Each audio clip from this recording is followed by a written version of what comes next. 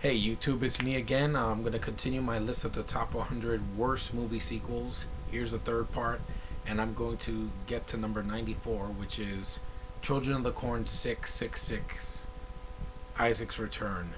Very disappointing sequel. Despite the fact that this has the villain from the first film, and yet they put him in this crappy direct-to-video schlock is just beyond me.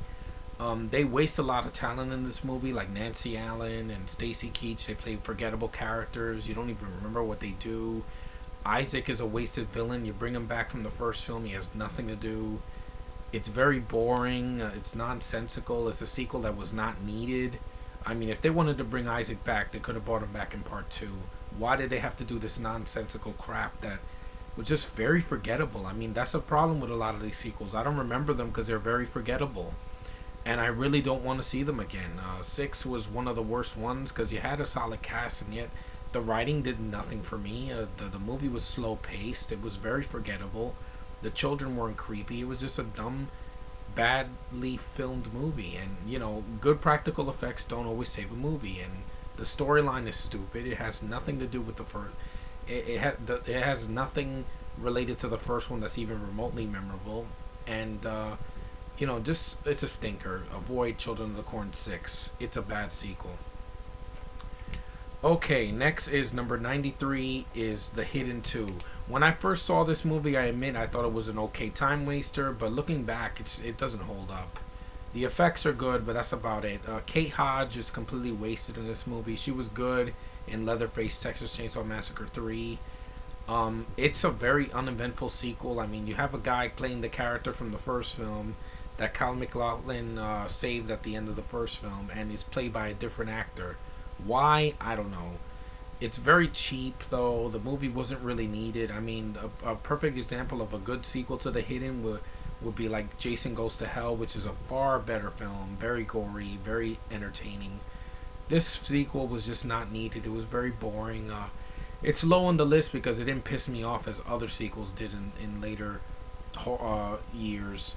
I've seen worse sequels, but this was a bad one. I just threw it in there because, it's not a good sequel.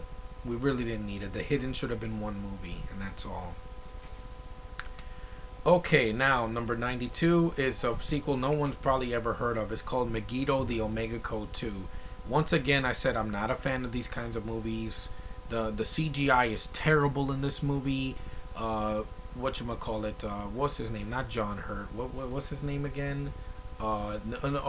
Michael York plays the villain, and he's very over the top, and it's very forgettable. I don't even remember the first movie that much, but this sequel was even worse.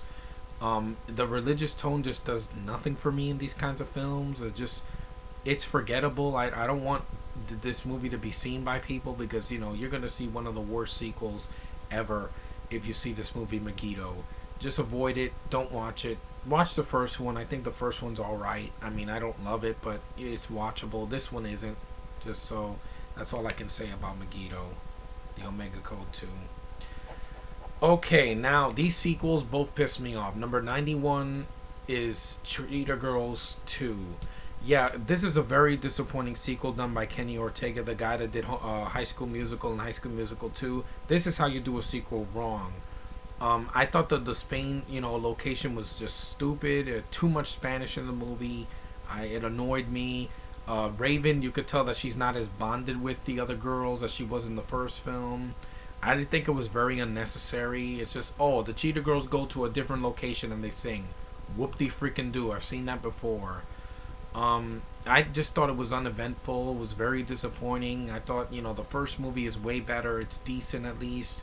Staying in one location helped. In this one, it didn't. The songs are very forgettable. Raven, I'm glad she didn't do a third one, which I'm getting to next. This one I didn't like either. I'm sorry. Just very disappointing. Kenny Ortega did better. I know he can do better than this. The writing didn't help at all. Okay, and number 90 is the third Cheetah Girls. Cheetah Girls One World. This was the most boring of the franchise. No Raven means the no movie. I didn't care for the girls in this movie. Going to India, the locations and the costumes were pretty good. I liked the first song, but that's it. The rest of those songs are completely forgettable. My sister fell asleep watching this movie.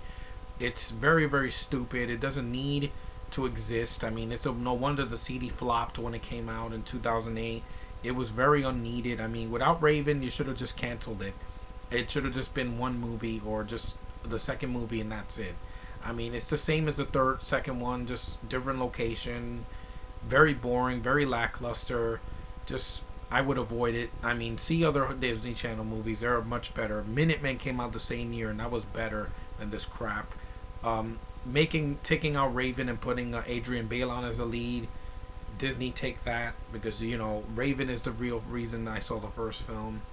Adrian Bailon, I don't think she can act as a lead. I'm sorry. I like Keely Williams, but she couldn't save this film, so I give it a thumbs down. Avoid it. Next.